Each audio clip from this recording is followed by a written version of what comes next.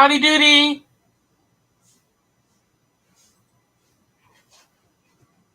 Looks like most of the people from the premiere have made it over.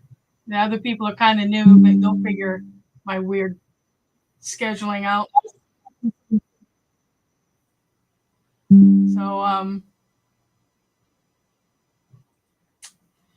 So what did y'all think of my crafts?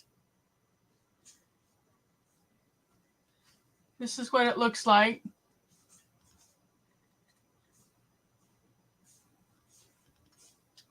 Try to get light behind it, but I'm not having much luck to show you. There's some like little bubbles coming off the fish, like you would see in a fish tank.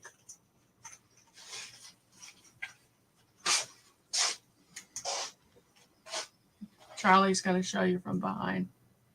Let's see what that looks like. See the fish. Not really showing it? Not really.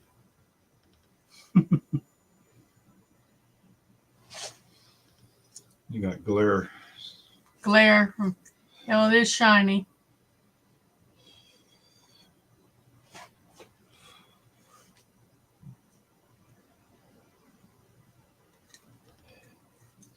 Yeah, I need to make some tweaks, Suzanne. But I've been using this on my desk as a extra large coaster. He's trying to show. Let's try it this way. Well, you're getting glare off of this one. Yeah. The overhead.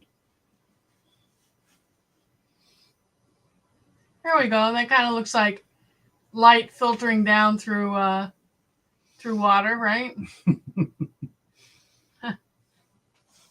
Hey, David Gray. So I'm putting my ice water on it, protect my desk a little bit.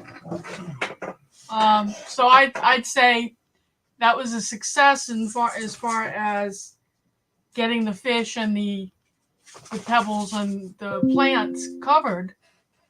I just have to work on the water effect.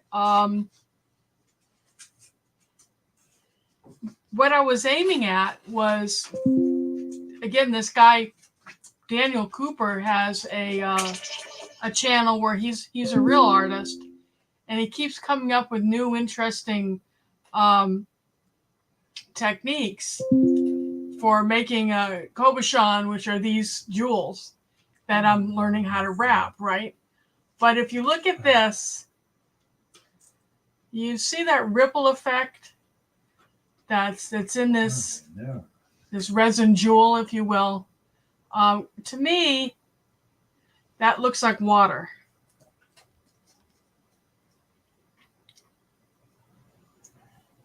Here's one that's heart-shaped. So it looks like water.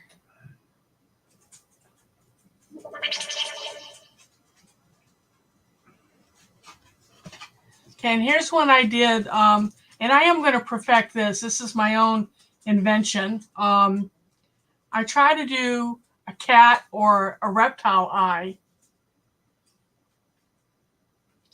And I'll do a video on this, those of you who are into that type of thing. You see the iris in the center? If I do it the other way, you can see that. But I use the same technique behind that I did with the others, only with gold and green and yellow. But you see, it looks like an eyeball. The colors are a little muddy, so I have to perfect that. And when I was outlining it in black, my hand slipped, so I got a little too much black down into the iris. But I'm gonna perfect this. I think for my crafts fairs, you know, when I go to my markets, that this would be a seller, especially among the goth people. And I might give some of them as prizes once I'm able to drive and get back to the post office to mail these off. So what do you think of the eyes, Suzanne? I can do round eyes too that look like human eyes, maybe the the Middle Eastern evil eye theme with the blue eyeball. Do you all remember the charcuterie board? I think I showed you the charcuterie board pour that I did. It looks like an aquarium, and I haven't sold it yet because I want a lot of money for it. It took a lot of resin, but that was my first try with the plastic fish, and it looks real. We've had people come into our booth from like across the hallway saying, "What is that?" You know. Then they look at the price and they go, "Very nice."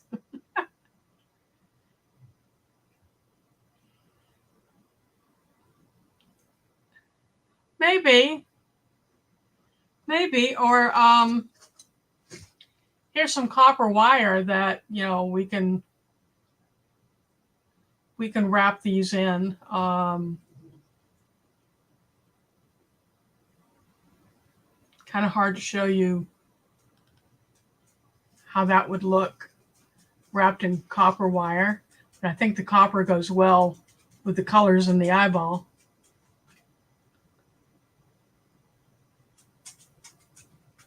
Oh, you feed the hubby after dark, they explode like, what was it, the gremlins. You got to be careful.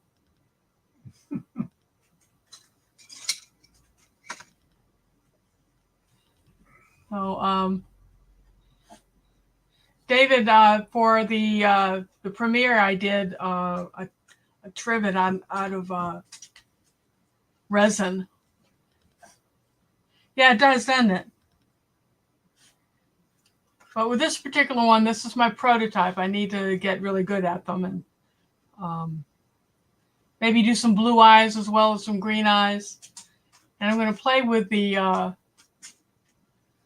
iris part of it in the center, which is something I've never seen anyone else do the way I did it. So it's going to be my thing.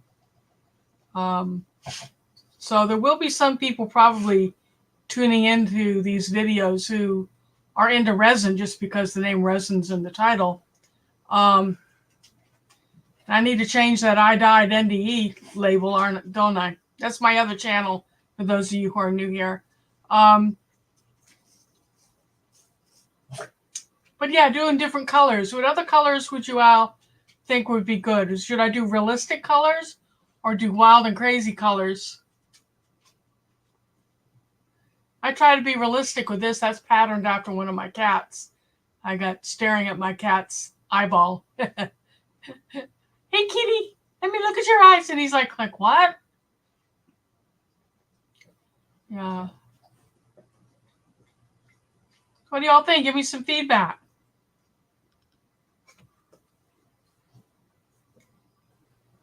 Is this an interesting hobby? Would you like to see more? Especially when I get good at it? Fantasy colors may do well. Worth trying a few.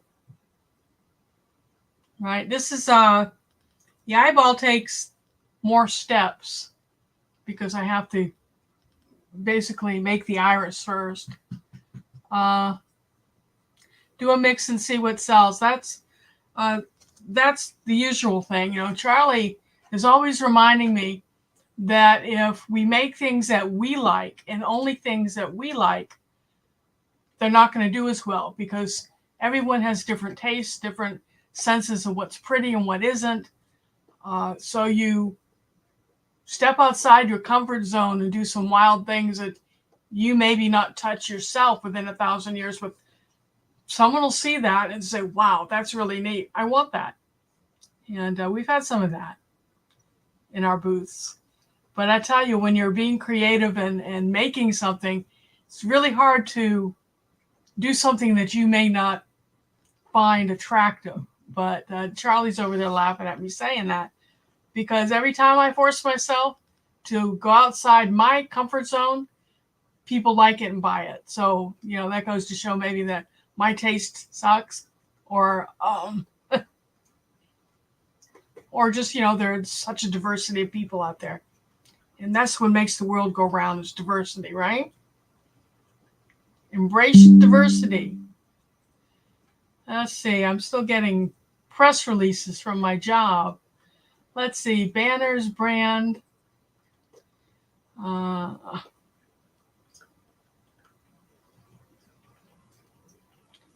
to take this iodide thing off the screen. I don't know how to do that. Y'all just have to put up with it.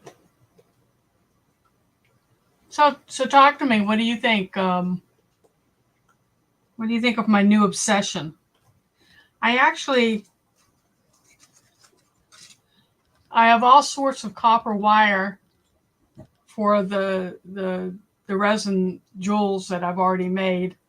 And I'm starting to get pretty good at wrapping. It does take practice.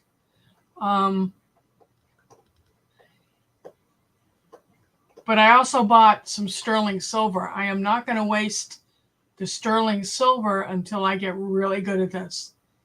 And I'll reserve that for the Kobuchan that I make that look really good. I've got some that are teeny tiny that when I develop my skills, I'll be able to wrap smaller, teeny little things as earrings, I think. Pachamama totems. I'm going to look that up.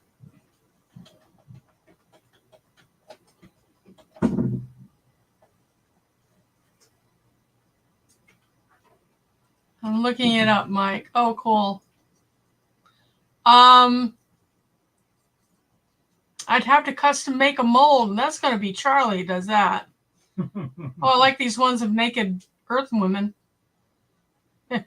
For Peruvian Pachamama. I don't know about that, though. Let's see. Mike, why don't you get into making silicone molds and send me some?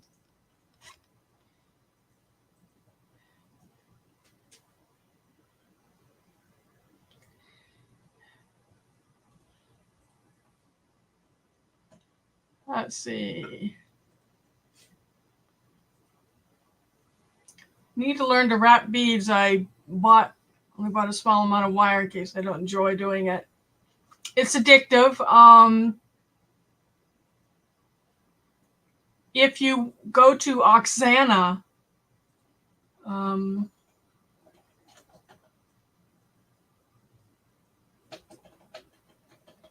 going to try to find a link for you. This woman is amazing.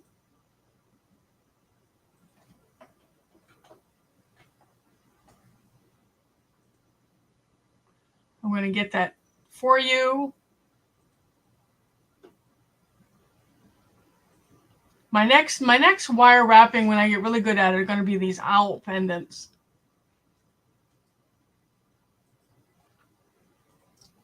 Okay, this is Suzanne for Susanna.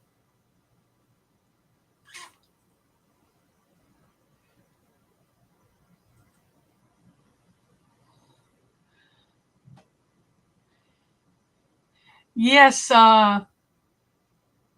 every culture has a fertility female totem.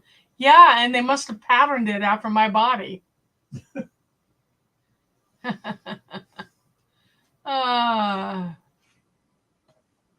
So that's Oksana. Fascinating videos, all very easy to follow. And here's the guy that inspires me with the wild and wondrous techniques for the Kobuchan videos. He, as I said in my premiere, he recently released, he did a risky thing. He released a video talking about his journey with resin crafting and how it basically saved his life. He kind of opened himself up, and some people have been really, really mean to him. Because, you know, when you reveal vulnerability, you know, the insecure people out there will go after you to make your life miserable, but he doesn't deserve that. So show him some love if you want to go watch some of the things he does. But he's very interesting.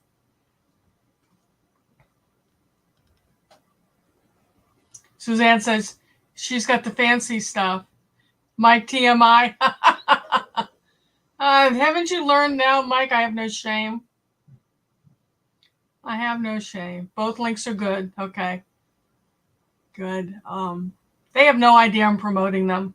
I did try to tag Daniel in these videos. I don't think I did it right, though. It's hashtag in their name, right, to get them to be alert that you mentioned them somehow.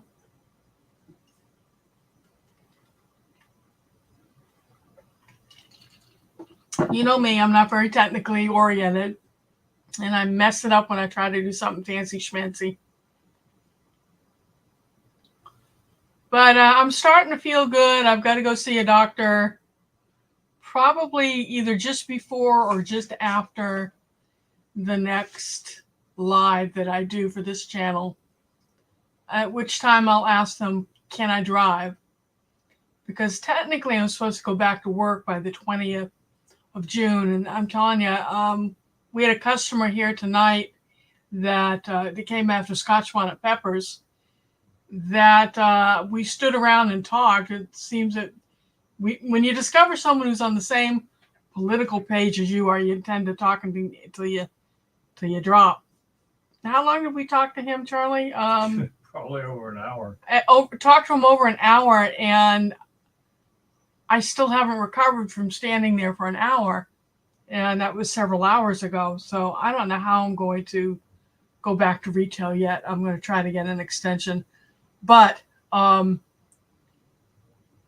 if they'll clear me to at least drive, which right now I can't, I won't be able to turn a wheel between my muscles and my shoulders not working. I can't raise my arms more than like that. I don't think right now I can drive. So y'all who are waiting for prizes from before I had the heart problems, I'm just going to have to be patient with me because I can't make it to wrap things and get them to the post office. And I don't trust UPS. The UPS people around here suck. So case in point, we ordered some trees a few years ago, and when the truck pulled up to the edge of the driveway, they took the boxes labeled fragile this side up, stood in the truck and pushed them out with their feet, and it tumbled down their stairs into the driveway.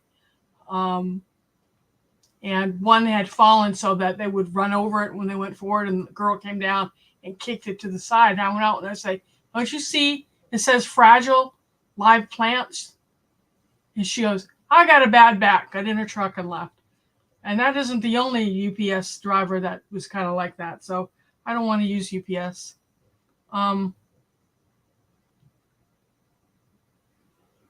Yeah, I know, Suzanne. Well, what am I going to do? I shot a short tonight after this gentleman that we had so much fun with left on our beans. Wait till you see the beans. This year, we're growing how many kinds of beans, Charlie? Got the yard-long beans. We've got, what was the purple? Is it just purple hull? There were 3 in the front yard. There's green snap. He says we've got 3 in the front yard. And what's the third one?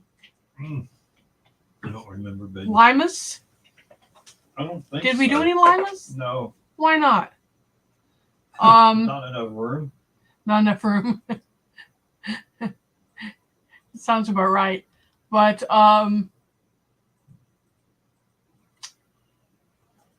we'll have those videos, teeny little cute little beans that are coming. Not ready to pick yet. But once they start, man, it's going to be wild kitchen time here. So if y'all have good bean recipes for canning beans or whatever, please start sharing them with me, and I'll feature you during one of our cooking videos if you want me to do this.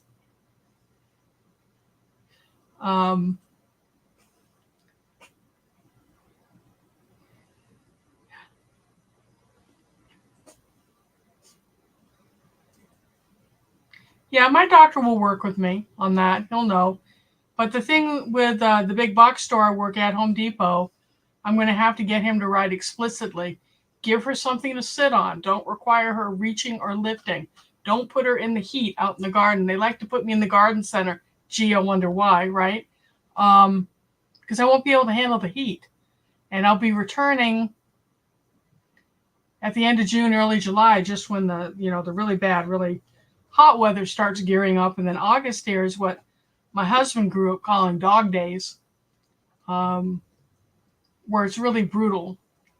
And that was before global warming started doing its thing. So, I really enjoy my job. I really enjoy working at Home Depot.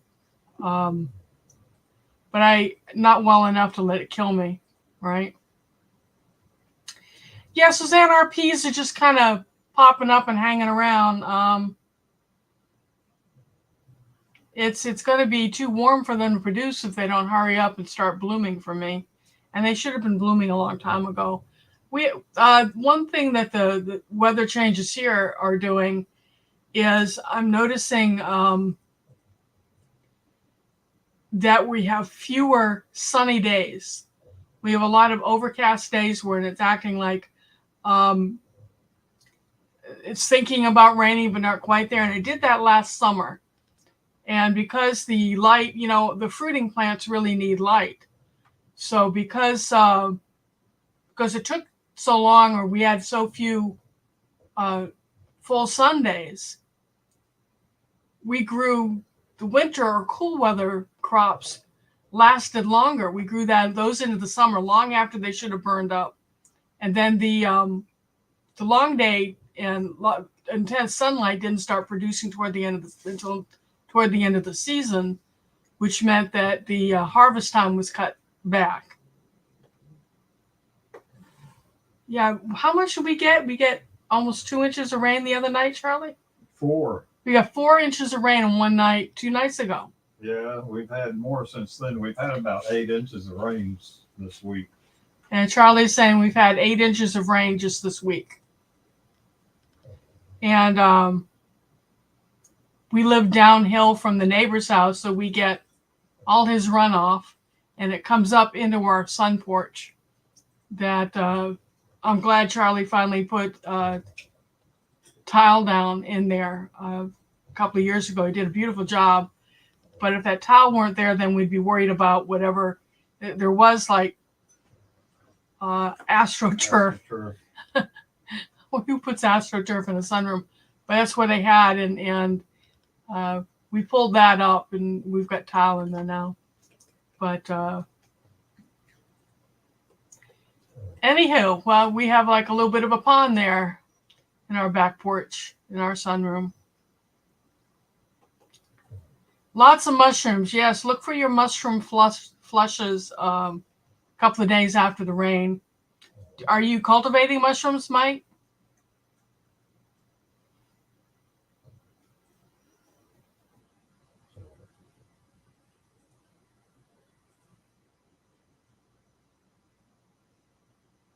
We have out of the mushroom logs we put together for the markets or festivals, I call them.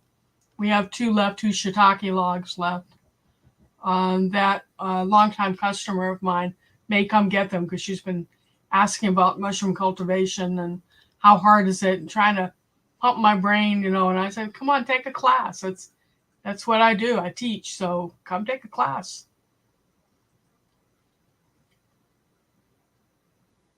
Oh, no, you don't eat something you can't identify, Mike. It is too risky. But all mushrooms are edible once. Right? Just that one time.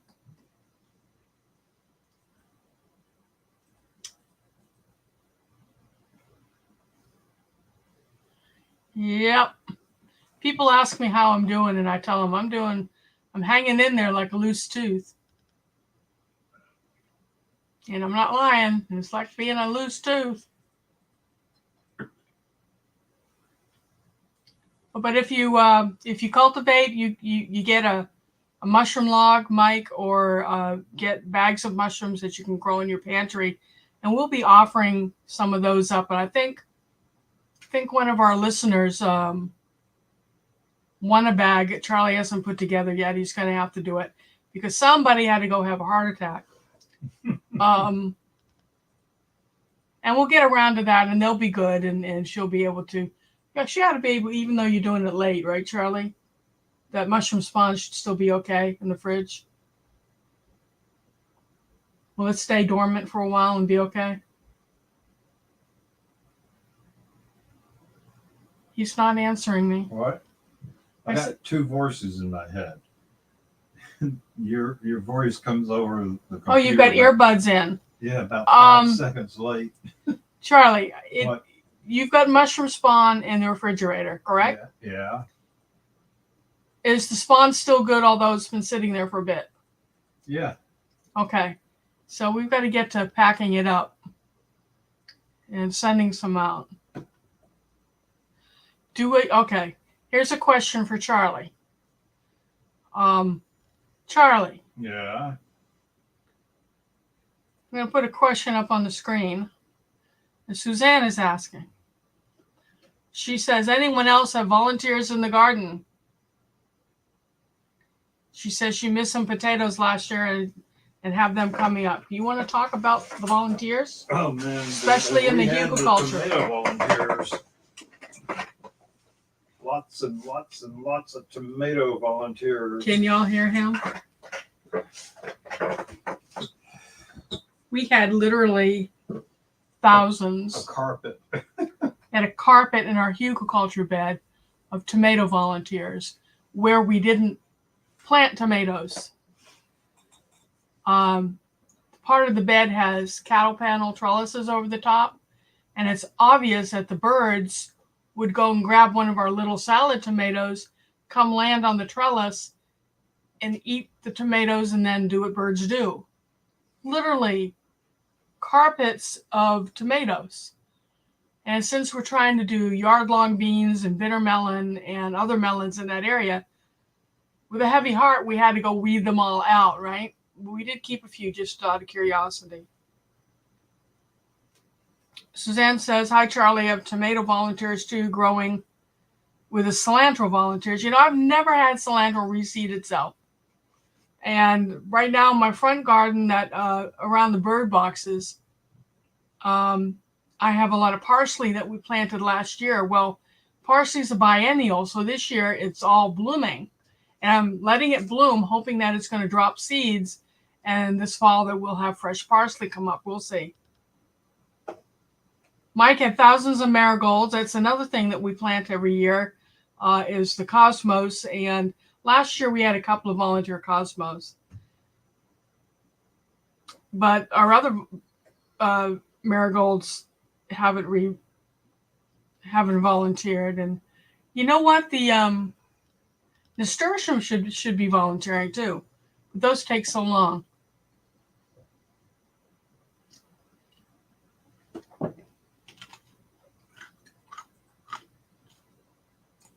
You have lots of wild milkweed. David, did I send you milkweed seeds? Seems to me I did. I sent someone some of my milkweed. Is it from the plants if I sent you some? Because we have wild milkweed all over the place here.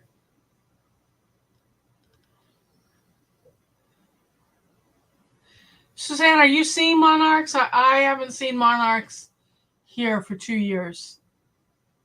And I'm not really seeing swallowtail. Charlie, have you noticed any swallowtail this year? Not this year, no. Yeah, we've planted a lot of fennel for our swallowtail. They really like the fennel and the parsley, and I haven't seen any yet. All I've seen really are cabbage loopers. And they come in and eat my brassicas. No. So what do you all think about drying some herbs and putting them in the resin trivets or resin jewelry with dried herbs? What do you think of that idea? I can dry herbs from the garden and then design jewelry around that.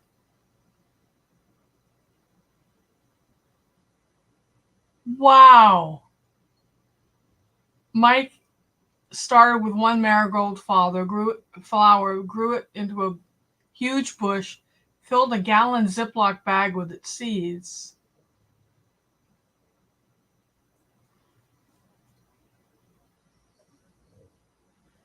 So what kind of herbs do you think would look good in jewelry, Suzanne?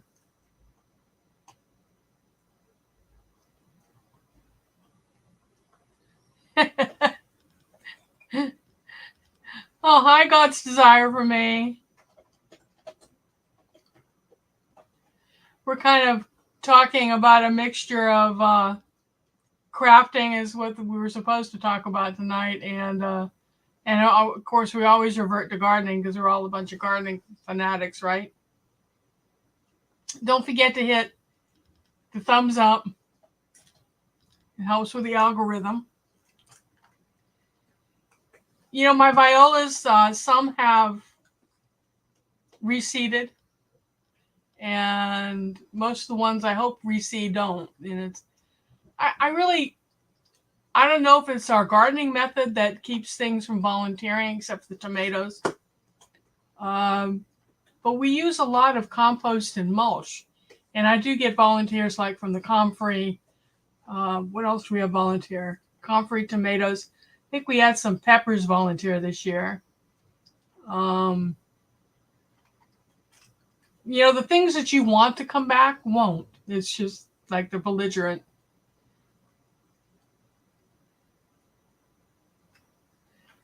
Yeah, so I have a feeling that monarchs are going to be disappearing from the East Coast. You guys out west get them?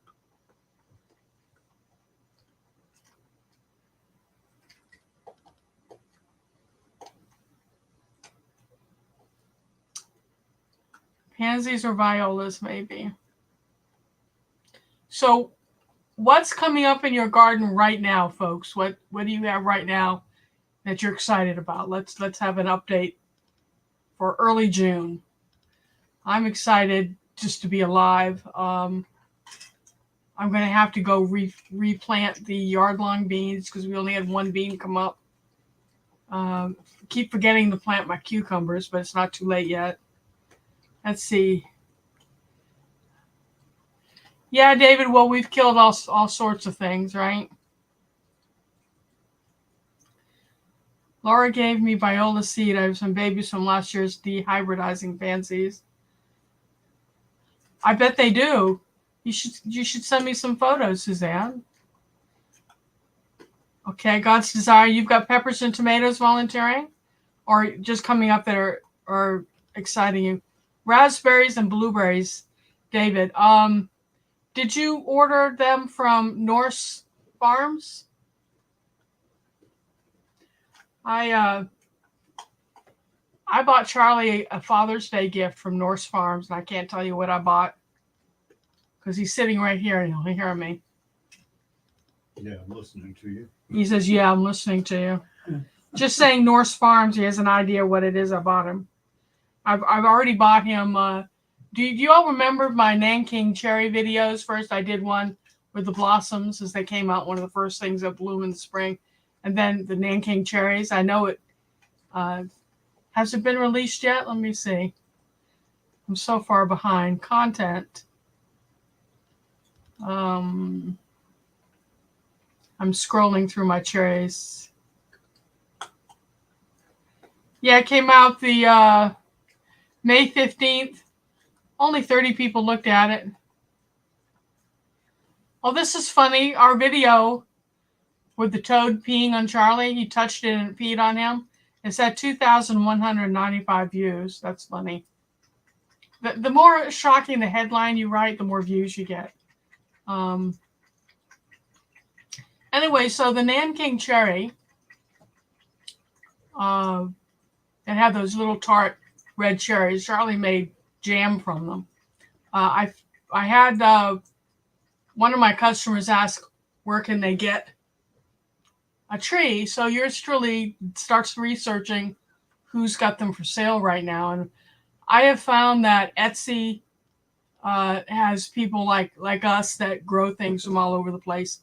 and they sell them a lot cheaper usually than what you can find in the nurseries. So what did I find? I found white Nanking cherries, and I had to buy him 2 of those. So we really have every inch of this property planted out, but he found a spot for them. They're up front, right, Charles? You still haven't shown me where you put them. So, we're incorrigible. We really need intervention here. And I'm thinking about disassembling one of our hugelkultur beds and bringing it down to ground level and planting potatoes and things there, because potatoes don't necessarily need a lot of sun, right? Yeah, they do. They do? You don't think? So what would grow there in that semi-shade? I don't know. Shade plants.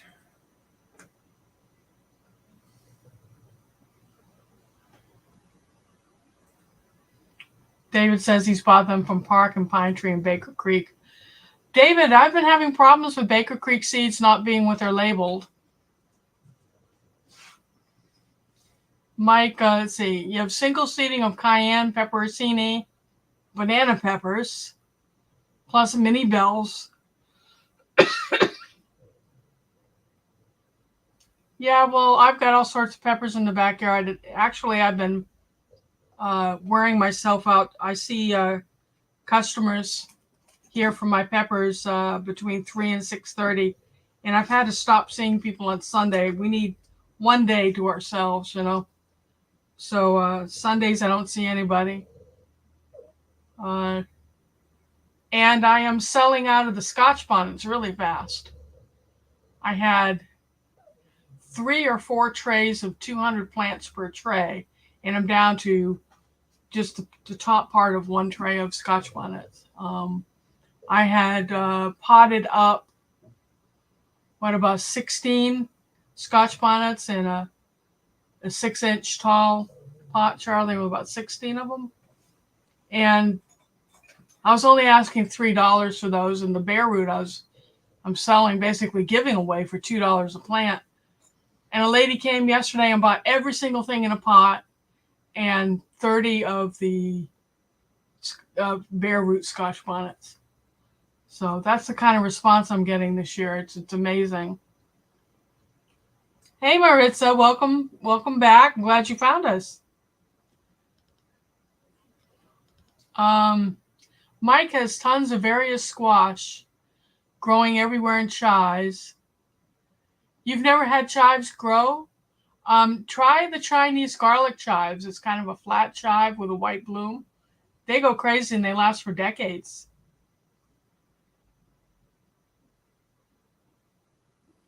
Suzanne, the technique that I use, which is, I'm a certified square foot gardener instructor.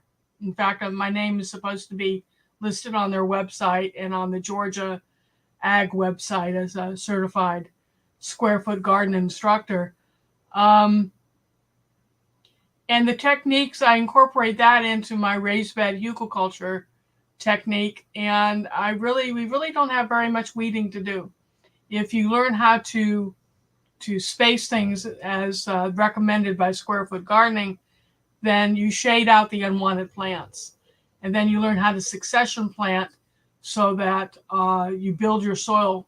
You're constantly building your soil.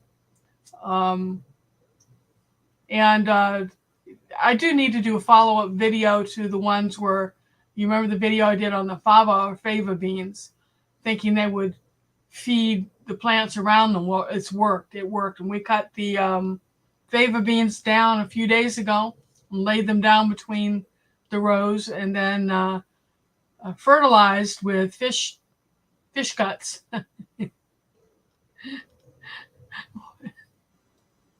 We had a customer come, and she's standing kind of next to the garden going, and I said, are you too polite to mention that it stinks out here? And she goes, yeah. And I said, well, we're fertilizing with fish guts. And she goes, oh, that explains it. I said, it wasn't me. Oh, yeah. Um, are you companion planting at all, Suzanne? I know that MI Gardener Luke has. It's kind of funny. He was poo-pooing the whole notion of companion planting, and then he recommended that you plant certain plants together. I'm like, what's the difference between that and companion planting? Anyway, but we plant marigolds, basil. What else were we doing with them, Charlie? Marigolds and basil.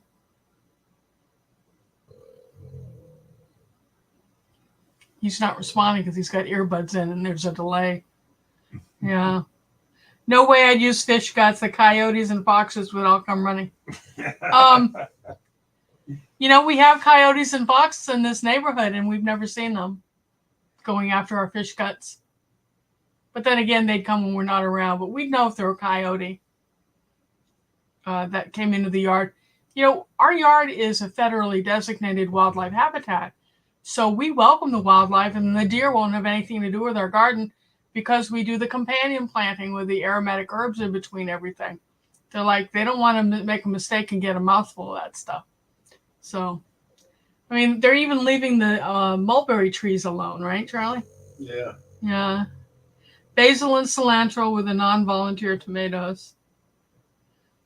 Yeah, but the fish guts, it does sting. And our friend Modir, everybody by now is used to me talking about Modir. He helped us at the beginning with the fish guts. And after a while, he told me to go sit down. And then he started doing it. And we got quite a kick out of watching him mix it up and measure it out. And I think helping us in the garden is really therapeutic. It really is. And it warms my heart to see him have a good time. And, it's Charlie's happy space, too. So, yeah, the coyote are just about everywhere, Suzanne, even inner city. They're pretty acclimated to humans. And I wouldn't mind it. They will breed with your pet dog. So if you've got coyote and you let your dog out in the backyard to do her thing and she's in season and gets pregnant and it's a mystery, coyote will climb a wall, do their thing, and then climb the wall to get back out. And they are quite resourceful and fertile. I don't mind them. They eat their share of rodents. So they're welcome to come eat rodents. Snakes. Last year was the year of the snake. Every time we turned a corner, we found a snake. This year so far, we've seen one copperhead. And it was down near the greenhouse. I think it's living in the greenhouse. Yeah, great, huh? Have you seen any snakes past that one copperhead, Charlie? I haven't seen any since. Hasn't seen any since, which is unusual. Oh, I'm so sorry, Suzanne. You haven't gotten another dog? What kind of dog did you have? She says she's lost it during the pandemic, her dog. Mm.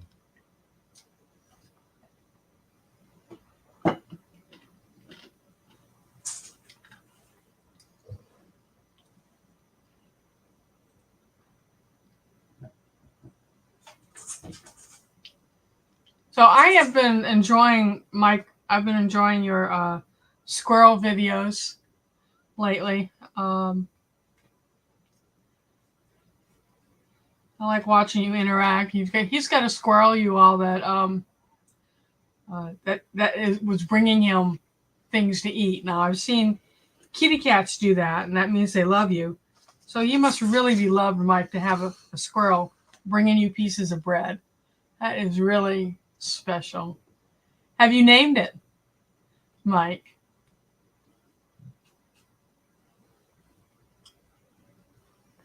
Basil and cilantro. So, you do a contest on name that squirrel. I've been watching so many of your videos that the computer, they've got so much AI now invading our space that will watch what you look at on YouTube and Facebook, and all of a sudden, or what you look at online, all of a sudden ads pertaining to whatever it is you were just looking at start popping up. And I must look at a lot of squirrel videos because on my Facebook, ads are popping up on squirrel traps and this and that. And I'm like, oh no, you got me wrong. I'm not trapping them. I do feed them. I shared a video today of a guy who's got a chipmunk that comes up into his lap and eats out of his lap, or stuffs its cheeks. And he had a hoodie on with an inside pocket, and it jumped in the pocket to stuff his cheeks with sunflower seeds. And it reminded me of the time that Charlie and I went to see the Grand Canyon on his 50th birthday. And I asked a park ranger, what kind of dangerous animals they had encounters with the tourists. And he said the most dangerous animal in the park is the what, Charlie? The squirrels. The squirrels. Because people feed them and they lose their fear, and they will climb your body and bite your ass. Oh, excuse me, bite you if you don't feed them. So that's what you get for hand feeding or removing a wild animal's fear of humans. You get the most dangerous animal in the park, a squirrel.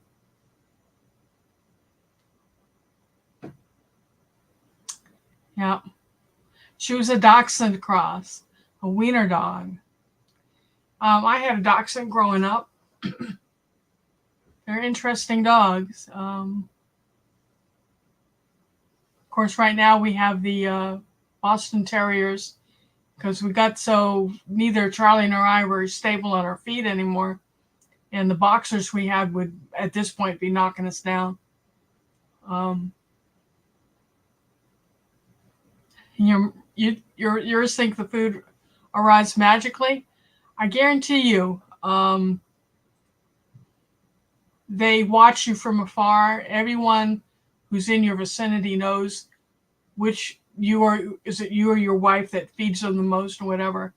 And I'm the bird feeder around here, and the hummingbirds will come hover about that far in front of me and look at me.